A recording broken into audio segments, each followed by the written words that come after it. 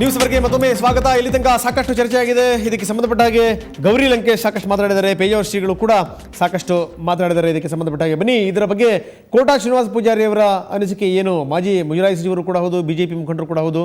ಗೋಕರ್ಣ, ಉಡುಪಿ, ಕೃಷ್ಣ ದೇಗುಲವನ್ನು ಸರ್ಕಾರ ತನ್ನ ವ್ಯಾಪ್ತಿಗೆ ತೆಗೆದುಕೊಳ್ಳಲಿಕ್ಕೆ ಪ್ರಯತ್ನ ಪಡ್ತಾ ಇದೆಯಲ್ಲ, ಇದಕ್ಕೆ ಸಂಬಂಧಪಟ್ಟ ಹಾಗೆ ಕೋಟಾ ಅವರು ಏನು ಹೇಳ್ತಾರೆ ಅಂತ ಶ್ರೀನಿವಾಸ ಪೂಜಾರಿ ಅವರು ಎಲ್ಲರೂ ಕೂಡ ಗಮನಿಸ್ತಾ ಇದ್ದೀರಿ. ತಾವು ತಮ್ಮ ಅನಿಸಿಕೆ ಏನು ಸರ್, ಅಭಿಪ್ರಾಯ ಏನು?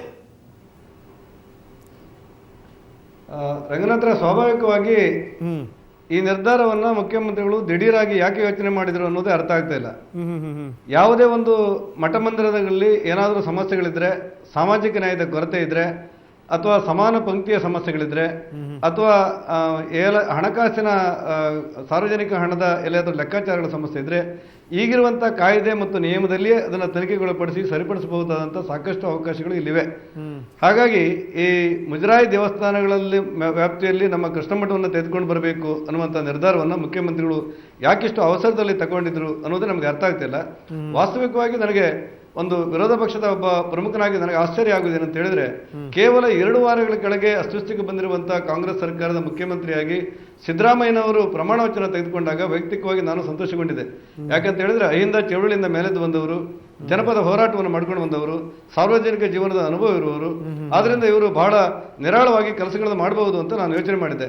ಆದ್ರೆ 11-12 ದಿವಸ ಸರ್ಕಾರ ಈಗಾಗಲೇ 10-12 ನಿರ್ಧಾರಗಳನ್ನು ದಿಢೀರಾಗಿ ಪ್ರಕಟಿಸಿ ತನ್ನದೇ ಆದ ನಿರ್ಧಾರವನ್ನು ಸಮರ್ಥಿಸಿಕೊಳ್ಳಿಕ್ಕಾಗದೆ ಅಸಹಾಯಕ ಪರಿಸ್ಥಿತಿ ಇರುವುದು ಕೂಡ ಅರ್ಥ ಆಗುತ್ತೆ. ಹಾಗಾಗಿ ನನ್ನ ಭಾವನೆ ಇದರ ಬಗ್ಗೆ ಇಷ್ಟೇ, ಯಾವುದೇ ಸಂದರ್ಭದಲ್ಲೂ ಕೂಡ ಶ್ರೀಕೃಷ್ಣ ಮಠವನ್ನು ಸರ್ಕಾರ ಸ್ವಾಧೀನಪಡಿಸಿಕೊಳ್ಳಬೇಕಾದಂಥ ಅನಿವಾರ್ಯತೆ ಮತ್ತು ಅವಶ್ಯಕತೆಗಳು ಸದ್ಯಕ್ಕಂತೂ ಇಲ್ಲ. ಮುಖ್ಯಮಂತ್ರಿಗಳು ಇದರಲ್ಲಿ ಅವಸರದ ನಿರ್ಧಾರವನ್ನು ಮಾಡಿದ್ದಾರೆ. ಪರಮಪೂಜ್ಯರಾದಂಥ ಪೇಜಾವರ ಶ್ರೀಗಳ ಭಾವನೆಯನ್ನು ಅವರು ಅರ್ಥ ಮಾಡಿಕೊಳ್ಬೇಕು ಮತ್ತು ತಮ್ಮ ಏನು ಕಲ್ಪನೆ ಇದೆ, ತಮ್ಮ ಏನು ಯೋಚನೆ ಇದೆ, ಅದನ್ನು ಹಿಂದೆ ಅಂತ ನನ್ನ ಆಗ್ರಹ ಇದೆ. ಓಕೆ ನಿಮ್ಮ ಜೊತೆಗೆ ಇನ್ನಷ್ಟು ನಾನು ಮಾತಾಡ್ತೀನಿ. ಶ್ರೀನಿವಾಸ ಪೂಜಾರಿ ಅವರೇ, ಹಾಗೆ ನೀವು ಸಂಪರ್ಕದಲ್ಲಿರಿ. ಬನ್ನಿ, ನಾನು ಚರ್ಚೆಯನ್ನು ಆರಂಭ ಮಾಡ್ತೀನಿ. ಡಾಕ್ಟರ್ ದ್ವಾರಕಾನಾಥ್ ಅವರ ಜೊತೆಗೆ. ದ್ವಾರಕಾನಾಥ್ ಜಿ, ಎಲ್ಲದನ್ನು ಗಮನಿಸಿದ್ರಿ. ಸೊ ಸ್ವಾಮೀಜಿ ಹೇಳೋ ಪ್ರಕಾರ ನನ್ನಲ್ಲಿ ಎಲ್ಲ ದಾಖಲೆಗಳಿವೆ, ಕೋರ್ಟ್ ಕೂಡ ಹೇಳಿದೆ ಇದಕ್ಕೆ ಸಂಬಂಧಪಟ್ಟ ಹಾಗೆ, ಇದು ಪಕ್ಕ ಈ ಮಠಕ್ಕೆ ಸೇರಿರುವಂಥದ್ದು ಅನ್ನುವಂಥದ್ದು. ಯಾಕೆ ಪದೇ ಪದೇ ಇಂಥ ಪ್ರಶ್ನೆಗಳು ಹೇಳ್ತಾವೋ ಗೊತ್ತಿಲ್ಲ. ಮುಖ್ಯಮಂತ್ರಿಗಳನ್ನು ನಾನು ಆಹ್ವಾನಿಸಿದ್ದೀನಿ, ಆದರೆ ಮುಖ್ಯಮಂತ್ರಿಗಳು ಬರ್ತಾ ಇಲ್ಲ ನಮ್ಮ ಕಡೆ ನೋಡಲಿಕ್ಕೆ ಅನ್ನುವಂಥದ್ದು ಅವರ ಮಾತು. ಏನಂತೀರಿ? ಇದು ನನಗೆ ಅರ್ಥ ಆಗ್ತಾ ಇಲ್ಲ. ಸಿದ್ದರಾಮಯ್ಯನವರು ಈಗ ಏನು ನಿರ್ಣಯ ತಗೊಂಡಿದ್ದಾರೋ ಅದು 100ಕ್ಕೆ 100 ಪಾಲು ಸರಿಯಾದ ನಿರ್ಣಯ. ಯಾವ ಥರ ಅಂದರೆ, ಅದು ಸರ್ಕಾರದ ದೇವಸ್ಥಾನವೇ, ಅದನ್ನು ಮಠ ಅಂತ ಕರೀಲಿಕ್ಕೆ ಯಾವ ದಾಖಲೆಗಳೂ ಇಲ್ಲ. ಇವರು ಸುಪ್ರೀಂ ಕೋರ್ಟ್ನೆಲ್ಲ ಮಿಸ್ಕೋಟ್ ಮಾಡ್ತಾ ಇದ್ದಾರೆ. ಇಲ್ಲಿ ಭಾಳ ಕ್ಲಿಯರ್ ಆಗಿದೆ. ಇದು ಆಗಲೇ ಸ್ವಾಮೀಜಿ ಅವರು ಬಾಯ್ತಪ್ಪ ಹೇಳಿದ್ರೂ ಗೊತ್ತಿಲ್ಲ. ಅನ್ಟಚಬಿಲಿಟಿ ಆ್ಯಕ್ಟು ಬಂದು ಇವರು ದೇವಸ್ಥಾನ ಪ್ರವೇಶವನ್ನು ದಲಿತರಿಗೆ ನಿಷೇಧಿಸಿರ್ತಾರೆ, ಕೃಷ್ಣ ದೇವಸ್ಥಾನವನ್ನು. ಆಗ ಶೂದ್ರರಿಗೂ ಇದು ನಿಷೇಧಿಸಿರ್ತಾರೆ. ಅಂದರೆ ಕುರುಬರಿರ್ಬೋದು, ಕೃಷ್ಣ ಗೊಲ್ಲ, ಕನಕ ಕುರುಬ, ಅವ್ರಿಗೂ ಅಲ್ಲಿ ಎಂಟ್ರೆನ್ಸ್ ಇರಲ್ಲ. ಇದು ಮಾಡ್ಕೊಂಡು ಹೋಗ್ತಾ ಇರ್ತಾರೆ. ಈ ಸಂದರ್ಭದಲ್ಲಿ ಏನಾಗುತ್ತೆ, ಆಗಿನ ಇದರಲ್ಲಿ ಯಾರೋ ಒಬ್ಬ ಪ್ರಜ್ಞಾವಂತನೊಬ್ಬ ಕೋರ್ಟ್ಗೆ ಹೋಗ್ತಾರೆ, ನಮಗೆ ದೇವಸ್ಥಾನ ಪ್ರವೇಶ ಕೊಡಿಸಿ ಅಂತ ಹೇಳ್ಬಿಟ್ಟು. ಆ ಸಂದರ್ಭದಲ್ಲಿ ಆಗುವಂತಹ ಇವೆಲ್ಲ ಆಗ ಏನು ಮಾಡ್ತಾರೆ, ಭಾಳ ಕ್ಲಿಯರ್ ಆಗಿದೆ ಇಲ್ಲಿ ಆ ಕಾಯ್ದೆನ ಉಪಯೋಗಿಸಿ ನಮಗೆ ಎಂಟ್ರೆನ್ಸ್ ಕೊಡಿ ಅಂತ ಕೇಳಿಬಿಟ್ಟು ಒಬ್ಬ ಭಕ್ತ ಕೇಳ್ಕೊಳ್ತಾನೆ. ಆವಾಗ ಮಂಗಳೂರಿನಲ್ಲಿ ಒಂದು ದಾವೆ ಹಾಕ್ತಾರೆ. ದಾವೆ ನಂಬರ್ OS 166 ಆಫ್ 1948. 1948 ಕೇಳಿಬಿಟ್ಟಿದೆ, ಉಡುಪಿ ಶ್ರೀಕೃಷ್ಣ ದೇವಸ್ಥಾನವು ಒಂದು ಮಠವಲ್ಲ, ಒಂದು ದೇವಸ್ಥಾನ ಎಂಬ ಆದೇಶನ ಆಗಲೇ ಕೊಡುತ್ತೆ. ಯಾವುದು? ಉಡುಪಿಯ ಇದು ಮಂಗಳೂರಿನ ಇದು ಒರಿಜಿನಲ್ ಜ್ಯೂರಿಸ್ಡಿಕ್ಷನ್ ಕೋರ್ಟೇ ಅದನ್ನು ಹೇಳುತ್ತೆ. ಅದಾದ ನಂತರ ಅದ್ರ ಮೇಲೆ ಅಪೀಲ್ ಹೋಗ್ತಾರೆ. ಅಪೀಲಲ್ಲಿ ಹೈಕೋರ್ಟಲ್ಲಿ 304 ಆಫ್ 1951 ಅಪೀಲ್ ಹೋಗುತ್ತೆ. ಅಪೀಲಲ್ಲಿ ಕೂಡ ದೃಢಪಡುತ್ತೆ ಇದು ಮಠವಲ್ಲ, ದೇವಸ್ಥಾನ ಅಂತ ಹೇಳ್ಬಿಟ್ಟು. ಇದಾದ್ಮೇಲೆ ಸುಪ್ರೀಂ ಕೋರ್ಟ್ಗೆ 84 ಆಫ್ 59 ಸಿವಿಲ್ ಅಪೀಲ್ 84 ಆಫ್ 59 1959 ಹೋಗ್ತಾರೆ. ಸುಪ್ರೀಂ ಕೋರ್ಟ್ ಎಷ್ಟು ಕ್ಲಿಯರ್ ಆಗಿ ಹೇಳುತ್ತೆ ಅಂದರೆ, ಅದ್ರ ಕನ್ನಡ ಟ್ರಾನ್ಸ್ಲೇಷನ್ ಹೇಳ್ತಾ ಇದ್ದೀನಿ. ಸದರಿ ಕೃಷ್ಣ ದೇವಾಲಯವು ಅಷ್ಟಮಠಾಧೀಶರಿಗಾಗಿಯೇ ಖಾಸಗಿ ಪೂಜಾ ಕಾರ್ಯಕ್ಕೆ ಸ್ಥಾಪಿಸಿದ ದೇವಸ್ಥಾನವಲ್ಲ, ಅದು ಸಾರ್ವಜನಿಕ ಹಿಂದೂ ಜನರ ಪೂಜಾ ಕಾರ್ಯಕ್ಕೆ ನಿರ್ಮಿಸಿದ ದೇವಸ್ಥಾನ. ಹಾಗೂ ಸದರಿ ಶ್ರೀಕೃಷ್ಣ ದೇವಸ್ಥಾನವು ಒಂದು ಮಠವೂ ಅಲ್ಲ, ಮಠಕ್ಕೆ ಹೊಂದಿಕೊಂಡ ದೇವಸ್ಥಾನವೂ ಅಲ್ಲ ಅಂತ ಹೇಳ್ತಾರೆ. ಅಂದರೆ ಭಾಳ ಕ್ಲಿಯರ್. ಸುಪ್ರೀಂ ಕೋರ್ಟು ಯಾವ ಡಿಕ್ಟ್ ಇದು? ಸುಪ್ರೀಂ ಕೋರ್ಟ್ ಹೇಳುತ್ತದೆ. Supreme court 1959 civil appeal number 84 of 1959. ಇದನ್ನೆಲ್ಲ ಇದ್ದಾಗಲೂ ಕೂಡ ಇದು ಇದಾಗಿದ್ದು, ಈಗ SM ಕೃಷ್ಣನ ಮಿಸ್ಕೋಟ್ ಮಾಡ್ತಾ ಇದ್ದಾರೆ ಇಲ್ಲಿ ಕೂಡ. ಇದಾಗಿದ್ದೇನು ಅಂತ ಹೇಳಿದ್ರೆ, ನನ್ನ ನಂತರ ಎಂಟೈರ್ ಫೈಲ್ ಇದೆ. ಈ ದಾಖಲೆಗಳ ಪ್ರಕಾರ ಇವರು ಪೇಚಾವರ ಸ್ವಾಮೀಜಿಗಳು ಏನು ಮಾಡ್ತಾರೆ, ಆಚಾರ್ಯರಿಗೆ ಒಂದು ಲೆಟರ್ ಬರೀತಾರೆ. ಆ ಲೆಟ್ರಲ್ಲಿ ಹೇಳ್ತಾರೆ, ಕೃಷ್ಣ ಮಠವನ್ನು ಡಿನೋಟಿಫೈ ಮಾಡುವ ವಿಚಾರ ಯಡಿಯೂರಪ್ಪನವರಿಗೆ ಈ ವಿಷಯ ಏನೂ ಗೊತ್ತಿಲ್ಲ. ಅವರು ಈ ವಿಷಯದಲ್ಲಿ ಕೃಷ್ಣ ಮಠಕ್ಕೆ ಅನುಕೂಲ ಮಾಡಲು ಸಿದ್ಧರಿದ್ದಾರೆ. ಸುರೇಶ್ ಕುಮಾರ್ ಅವ್ರಿಗೂ ಏನು ಗೊತ್ತಿಲ್ಲ ಅಂತ ಬರೀತಾ ಮುಂದುವರೆದು, ಮುಜರಾಯಿ ಮಂತ್ರಿಗಳಾಗಿ ನೀವು ಕೃಷ್ಣ ಮಠವನ್ನು ಡಿನೋಟಿಫೈ ಮಾಡಿದರೆ ಅಷ್ಟಮಠಗಳು, ಉಡುಪಿಯ ಜನರು ನಿಮ್ಮನ್ನು ನಿರಂತರವಾಗಿ ಸ್ಮರಿಸುವಂತೆ ಆಗುತ್ತದೆ. ಈಗ ಪೂರ್ತಿ ವಾತಾವರಣ ಅನುಕೂಲಕರವಾಗಿದೆ, ಮುಖ್ಯಮಂತ್ರಿಗಳ ಬೆಂಬಲ ಇದೆ, ಯಾರ ವಿರೋಧವೂ ಇಲ್ಲ ಅಂತೇಳ್ಬಿಟ್ಟು VS ಆಚಾರ್ಯರಿಗೆ ಹೇಳ್ತಾರೆ. VS ಆಚಾರ್ಯ ಅವರು ನೋಡಿ, ಗೃಹ ಸಂಖ್ಯೆ 1881/08 ಆಗಸ್ಟ್ ತಿಂಗಳ 2008 ಇದನ್ನು ಡಿನೋಟಿಫೈ ಮಾಡ್ತಾರೆ. ಇದು these are all the real documentation. ಇದನ್ನ ಸಿದ್ದರಾಮಯ್ಯನವರು ಇವಾಗ ದೇವಸ್ಥಾನಕ್ಕೆ ಸರ್ಕಾರಕ್ಕೆ ತಗೊಳ್ತಾರೆ ಅಂತ ಹೇಳುವಂಥದ್ರಲ್ಲಿ ಯಾವ ತಪ್ಪು ಇಲ್ಲ. ಮತ್ತು ಸಿದ್ದರಾಮಯ್ಯನವರು ಏನು ಅದನ್ನೇನು ಬೇರೆ ಯಾವುದೋ ಧರ್ಮೀಯರಿಗೆ ಕೊಡಿಸ್ತಾ ಇದ್ದಾರೆ. ಸರ್ಕಾರಕ್ಕೆ ತಗೊಳ್ಳೋದು ಅಂತ ಹೇಳಿದ್ರೆ ಇಡೀ ಹಿಂದೂಗಳೆಲ್ಲ ಹೋಗಬೇಕು ಅಂತ ಹೇಳ್ಬಿಟ್ಟಿದೆ. ಅದು ಯಾವುದೋ ಒಂದು ಜಾತಿಗೆ, ಒಂದು ಉಪಜಾತಿಗೆ, ಒಂದು ಯಾವುದೋ ಒಂದು ಸೆಕ್ಟ್ಗೆ ಅದು ಕನ್ಫೈನ್ ಆಗೋದಿದೆಯಲ್ಲ, ಅದು ಭಾಳ ತಪ್ಪು ಅಂತ ಅನ್ಸುತ್ತೆ. ಏನಾಗಿದೆ ಅಂತ ಹೇಳಿದರೆ, ಈಗ ನಾವು ಕರ್ನಾಟಕದಲ್ಲಿ ಜನ ಬಹಳ ನಿರೀಕ್ಷೆಯನ್ನು ಇಟ್ಕೊಂಡು ಕಾಂಗ್ರೆಸ್ ಸರ್ಕಾರವನ್ನು ಆಡಳಿತಕ್ಕೆ ತಂದರು. ನಮ್ಗಳಿಗೂ ಅಷ್ಟೇ, ನಾವು ವಿರೋಧ ಪಕ್ಷದಲ್ಲಿದ್ದರೂ ಸಿದ್ದರಾಮಯ್ಯನವರು ಈಗಾಗಲೇ ಶ್ರೀನಿವಾಸ್ ಪೂಜಾರಿ ಹೇಳಿದಾಗೆ ಬಹಳ ನಿರೀಕ್ಷೆಯನ್ನು ಇಟ್ಕೊಂಡಿದ್ದು. ಕಾಂಗ್ರೆಸ್ ಪಕ್ಷ ಒಬ್ಬ ಉತ್ತಮವಾದಂತಹ ಮುಖಂಡರನ್ನು ಮುಖ್ಯಮಂತ್ರಿಯಾಗಿ ರಾಜ್ಯಕ್ಕೆ ಕೊಡ್ತಾ ಇದೆ. ಸಿದ್ದರಾಮಯ್ಯನವರಿಂದ ಭಾಳಷ್ಟು ನಾವು ಏನಾದರೂ ಒಳ್ಳೆಯದನ್ನು ಎಕ್ಸ್ಪೆಕ್ಟ್ ಮಾಡ್ಬೋದು. ಸಿದ್ದರಾಮಯ್ಯನವರು ಒಂದು ನಿಮಿಷ ದ್ವಾರಕಾನಾಥ್ ಅವರೇ, ನಾವು ಮಾತಾಡಬೇಕಾದ್ರೆ ಅಲ್ಲ, ಒಂದು ನಿಮಿಷ ನೀವು ಮಾತಾಡ್ಬೇಕಾದ್ರೆ ನಾನು ಸುಮ್ಮನಿದ್ದೀನಿ, ಆಮೇಲೆ ಮಾತಾಡಿ. ನೀವು ಹೇಳಿ ಅದು ಬಹಳ ಉದ್ದ ಬೇಡ, ಟೈಮ್ ಆಗ್ತಾ ಇಲ್ಲ. ಅಲ್ಲ, ನೀವು ಡಿವಿಯೇಟ್ ಮಾಡೋದು ಬೇಡ. ಬಹಳ ದೊಡ್ಡದಾಗಿದೆ, ನೀವು ಮಾತಾಡೋದಷ್ಟು ಅಲ್ಲ, ಜನಗಳಿಗೆ ಸತ್ಯ ಗೊತ್ತಾಗಬೇಕು ಅಂದ್ರೆ ಸತ್ಯದ ಬಗ್ಗೆನೇ ಮಾತಾಡ್ತಾ ಇದ್ದೀನಿ.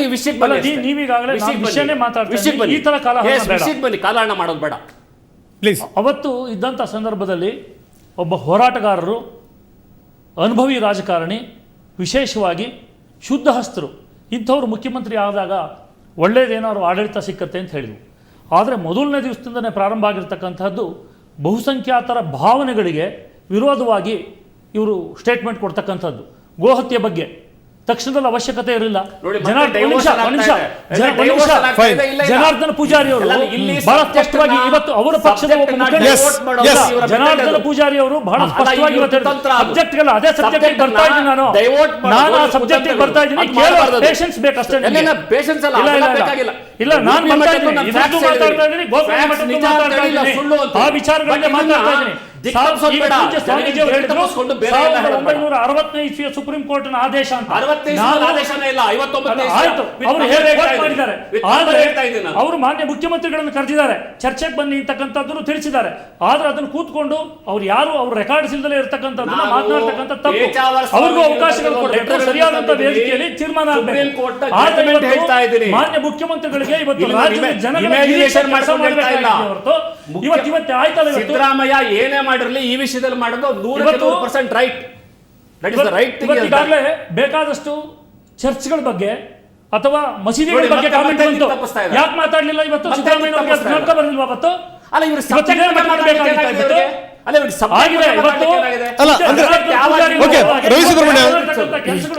ರವಿ ಸುಬ್ರಹ್ಮಣ್ಯ, ಹಾಗಾದ್ರೆ ತಾವೇನ್ ಹೇಳ್ತೀರಿ?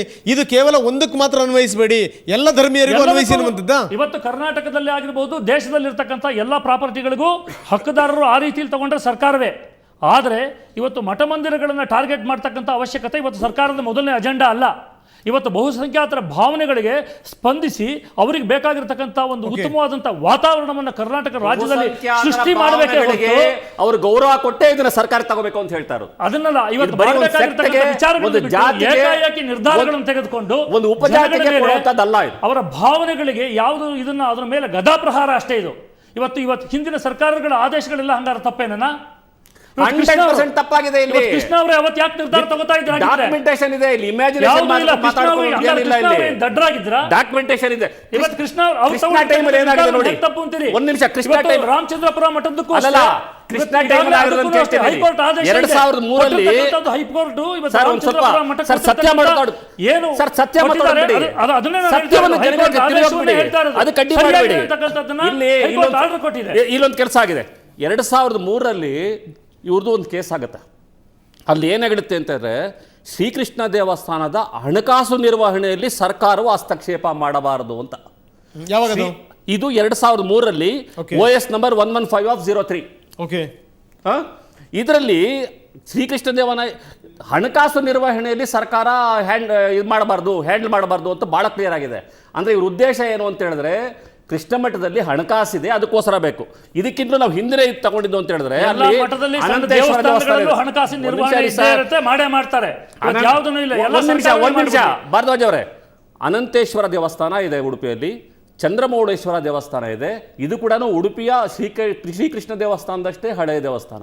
ಈ ಎರಡನ್ನೂ ಕೂಡ ಯಾಕೆ ಇದುವರೆಗೂ ಕೂಡ ಮಠಗಳನ್ನ ನಾವು ನಿರ್ವಹಿಸ್ತೀವಿ ಅಂತ ಈಶ್ವರನ ಬಂದಿಲ್ಲ. ದೇವಸ್ಥಾನವನ್ನ ಯಾಕೆ ಮುಂದಕ್ಕೆ ಬಂದಿಲ್ಲ? ಮಾಧ್ವ ಸಂಪ್ರದಾಯದಲ್ಲಿ ಈಶ್ವರನ ದೇವಸ್ಥಾನ ಅನಂತೇಶ್ವರ ಏನು ಅಲ್ಲ, ಅನಂತೇಶ್ವರ ಏನಾದ್ರೆ ಸಂಪ್ರದಾಯದ ಪ್ರಕಾರ ಅದನ್ನೇ ಹೇಳ್ತಾ ಇರೋದು. ಈಶ್ವರನ ದೇವಸ್ಥಾನ, ಈಶ್ವರ ಅನಂತೇಶ್ವರ ಅಂದ ತಕ್ಷಣ ಬರ್ತಕ್ಕಂಥದ್ದು ಈಶ್ವರ. Okay. ನಾವು ಅಲ್ಲ, ಅದನ್ನ ನೀವು ಯೋಚನೆ ಮಾಡಲ್ಲ. ಹಂಗಾದ್ರೆ ಅವ್ರಿಗೆ ಬೇಕಾಗಿರೋ ವೆಂಕಟೇಶ್ವರ ಯಾವ ಅವರ ಈಶ್ವರ? ಪರಂಪರೆಯಲ್ಲಿ ಬಂದಿರತಕ್ಕಂಥ ವೆಂಕಟೇಶ್ವರ ಯಾವ ಈಶ್ವರ ದೇವಸ್ಥಾನ ಅಂದ್ರೆ? ಹೊರತು ಅಲ್ಲಿ ಇರ್ತಕ್ಕಂಥ ವೆಂಕಟೇಶ್ವರ ಯಾವ ಈಶ್ವರ ಕೇಳಿ? ರವಿ ಏನ್ ಹೇಳ್ಬೇಕು ಅಂತ ಈ ಹಾಗಾದ್ರೆ ನಿಮ್ಮ ಪ್ರಕಾರ ಏನು? ಇವತ್ತಿರ್ತಕ್ಕಂಥದ್ದು ಬಹುಸಂಖ್ಯಾತರ ಭಾವನೆಗಳಿಗೆ ಸರ್ಕಾರ ಇವತ್ತು ಯಾವ್ದು ಆದ್ಯತೆಗಳನ್ನ ಕೊಟ್ಕೊಂಡು ಅಲ್ಲಿ ಹೋಗ್ಬೇಕೆ Okay. ಹೊರತು ಇವತ್ತು Okay. ಪರಂಪರೆಯಿಂದ ಬಂದಿರತಕ್ಕಂಥ ಜನಗಳ ಭಾವನೆಗಳಿಗೆ ಧಕ್ಕೆ ತರೋ ರೀತಿಯಲ್ಲಿ Yes. ಇವತ್ತು ಸರ್ಕಾರ ಬರಬಾರದು. ಓಕೆ ಸರ್, ಇದಕ್ಕೆ ಸಂಬಂಧಪಟ್ಟ ಇನ್ನಷ್ಟು ನಾನು ಮಾತಾಡ್ತೀನಿ. ಪೇಜಾವರ್ ಶ್ರೀಗಳ ಅಭಿಪ್ರಾಯ ಏನು ಇದಕ್ಕೆ ಸಂಬಂಧಪಟ್ಟ ಹಾಗೆ ಕೇಳೋಣ. ಅದಕ್ಕಿಂತ ಮೊದಲು ಮತ್ತೊಮ್ಮೆ ಪುಟ್ಟ ವಿರಾಮ.